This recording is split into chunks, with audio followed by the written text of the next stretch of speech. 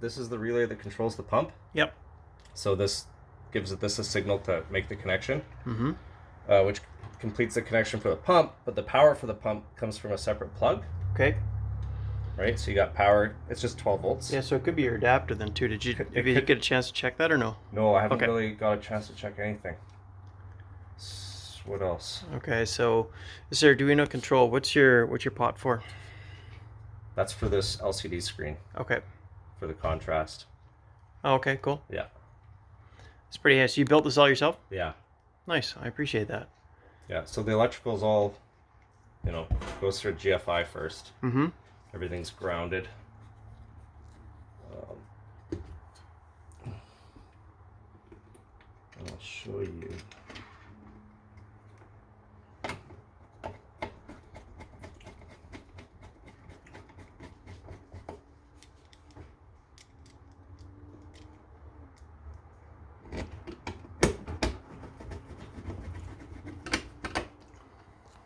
Okay, so we plug in the power.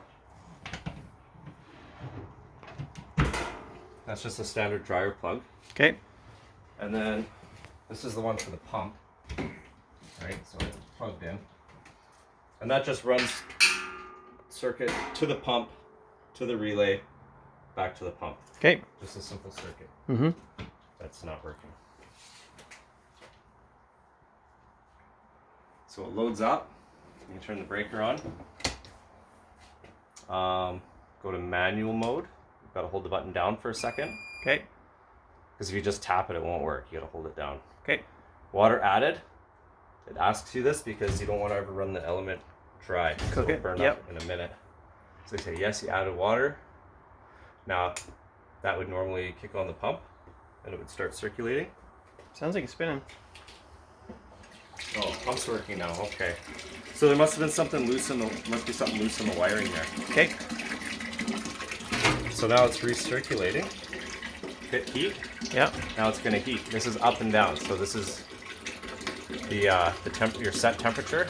Okay. This and is the current Celsius, temperature. I presume. This is Celsius. Yeah. Okay. Yep. There's a thermal well in here with a sensor. Okay. Turn the pump off. You just hit that, and then how this works is this is the brew basket. That sits in here like this. Mm-hmm. And I have a couple ways you can, recirculate. You can use this guy.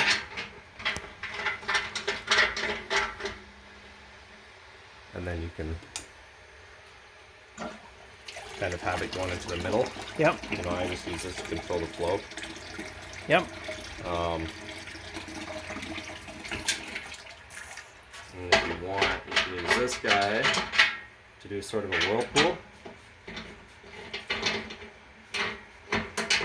Okay, and you did this purely for brew in a bag kind of deal, or brew in a basket? Yeah, brew in a basket. So that'll give you sort of a whirlpool motion. Yep. For recirculating. And if you were to do a stepped mash and so forth, how would you do that? Yeah, so push these two buttons at the same time to exit, I think. I'll hold them down. Yep, there you go. Okay.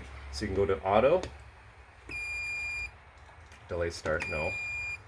Resume process, no. Water added, yes.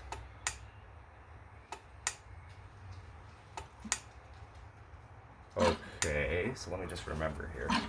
Because I always use manual mode. So this is actually running a pre-programmed step mash. So setup then. Here you go, so that's the PID. Unit parameters, set automation right here. Manage recipes. Correct. So this is software from the internet. It's open source. Okay. It's called Arduino brewing something. Is there a note on the inside as to what I might want to do a search for if I want to use it? Like this particular load set that's on there? Yeah, search for, so okay, here's where you can set your mash temperatures. Mm-hmm. Mash in. There's your first step mass, amylase, that's an enzyme. Yep. Right? Alpha amylase or whatever. Yep. So you can set all these different temperatures. Then your mash out, number of hop additions, boil time 60 minutes, hop addition times, right? And it'll beep at you. That's pretty slick. Just remind you of all that stuff. Yeah, it's pretty cool. There's actually a new version that they call arduino, and it'll run on a Wemos chip, which I've actually made a shield for. I just never ended up upgrading to it. And it will let you operate it from your phone or computer. Really? Yeah, because it's a Wi-Fi. Yeah, that's pretty slick. Chip. Yeah. Not quick. Cool. Well, the rest of if I can find that online, it makes it easy. Yeah. So there's that, and then I use this pulley to pull it out. I hook it onto here. So there's this pulley, and then you need. Do you have a wall to mount this on? Yeah, I do. Okay. Yeah. Wall, or I can build a frame with the other. Yep. Yeah, because if you look under here, this is I got a square cut out of there. Yep. And then there's a nice connection and the ball valve and everything. Yeah, I'm pretty happy with your connections actually. Yeah, it's a nice little feature you don't have to be adding in. Yeah, and this counterflow chiller works awesome. Okay, and you just got that plumbed into your sink there. Just, I do. You can. This is the input. This is the output. Yeah. Actually, I don't know if it matters which way you do it. But do it this way, because this way works. Okay. Because you want it to. I think it does matter actually.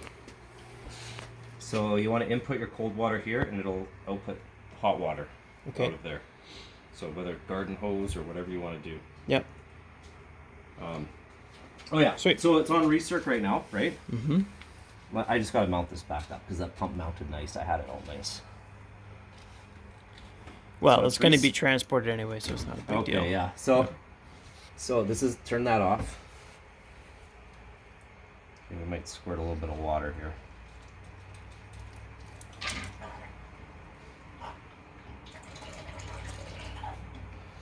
We hold that. That's okay. Let's go to the lid. So this is usually hanging from there. I've done lots of batches this way. And then I clean them, everything's clean in place. So pump goes there when I'm done. Turn off the heater. As you can, could you see it was getting warmer? You can hear the element working. Yeah, I can hear it cooking. So open up the valve and then hit the pump. Right, and this is how you can clean it too. I just scrub everything out in here. Yeah. And then you're cleaning everything. You're cleaning the pump. You just run steri sand through it or something?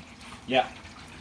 No, I run. Actually, I use PVW, or I think this hose is getting weak. Yeah, it's easy. Just probably change the clamp. Yeah. Okay. And that would just be your cleaning cycle. Yeah, I use like Star Sand, not Star Sand, sorry, not for cleaning. I use OxyClean. Okay. The unscented one.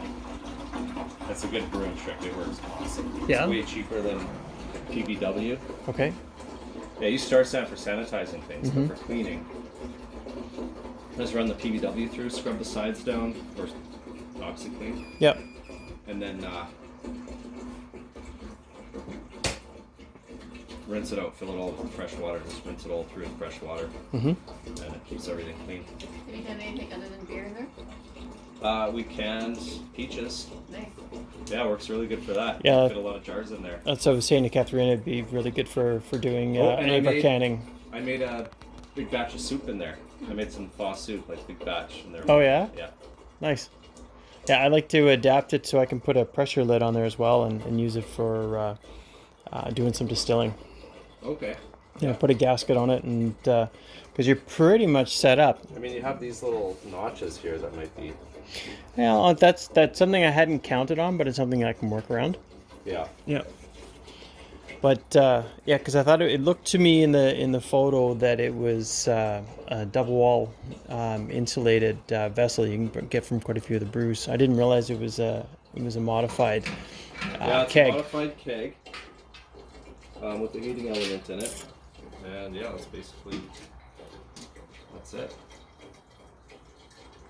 Well, it's pretty slick. It'll do what we need it to do right now, and then I'll look to either modify this or replicate with one that's for a still.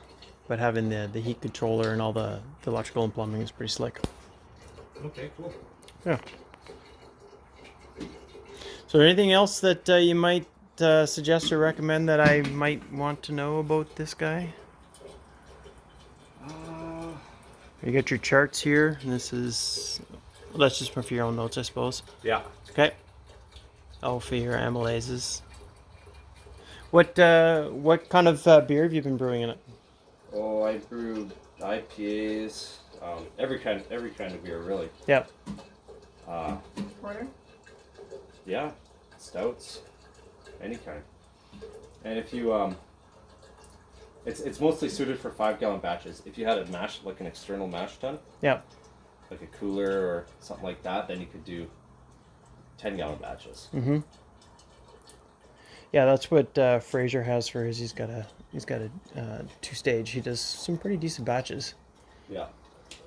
So that could get you some big batches, and then you wouldn't use this. You would just use this just to boil it. Yeah. So I guess the step would be, you have this in, get your proper amount of water that you need for your recipe. Yeah. Mash into this, stir it around, get it recirculating, keep an eye on it. Because you don't want it recirculating too fast if the mash plugs, it could overflow. Yep. If it does overflow, luckily it'll flow back over the sides. Oh, that's right. So it's kind of a safety feature from overflowing. But it sucks because you'll get all your grains and everything in there, but at least you won't make a big mess. Geez, there's so much stuff, I don't even know where to start. Don't. I like how you made your mesh. So basically you just take a stock pot, zip the bottom off it. Yeah. Do you have like a plasma cutter or something? No, that was all with the grinder. Oh, was it? Yep. Well done. Yeah, there was different stages of just making it better. Mm-hmm. My garage is such a mess. That's one of my next projects. We get it. Seriously. Real people have messy garages. Yeah. Yeah.